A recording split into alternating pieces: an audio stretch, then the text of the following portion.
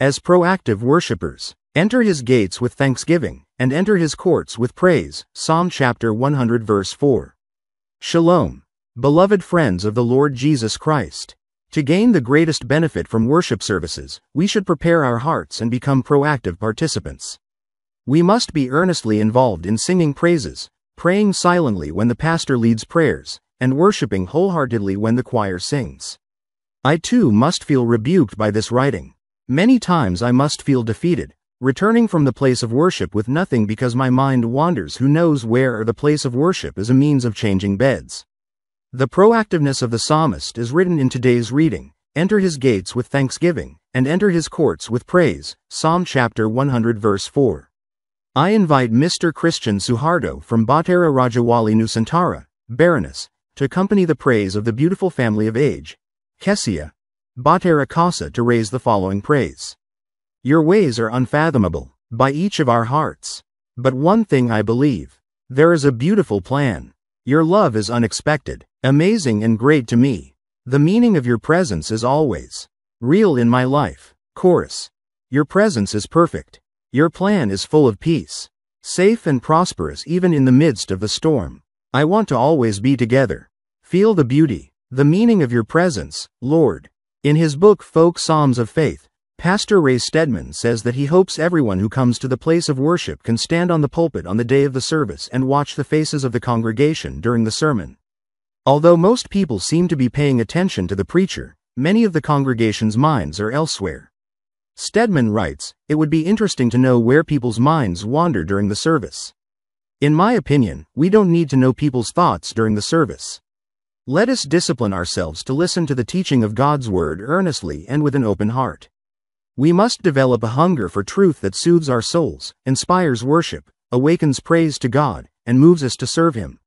It's often easy to blame the pastor when we leave the service feeling empty and discouraged. The pastor is just one of the participants. We too must do our part. In my opinion again, those who receive the most blessings from worship are those who provide the most roles. Amen. Today's inspiration. The essence of worship is worshiping from the heart.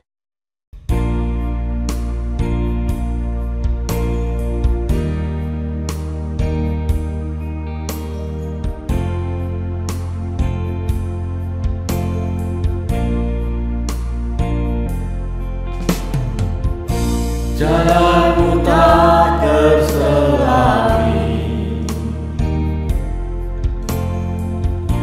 oleh setiap hati kami, namun satu hal ku percaya, ada rencana yang indah.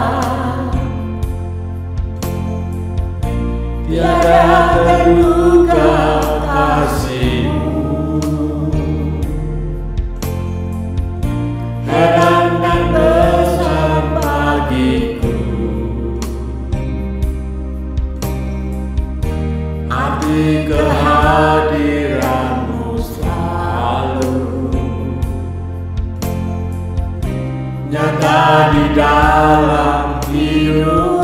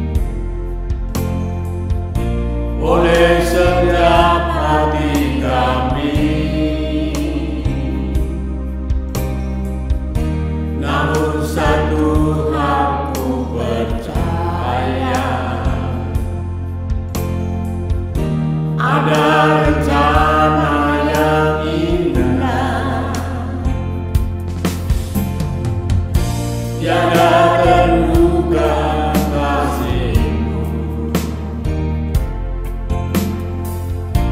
Heran dan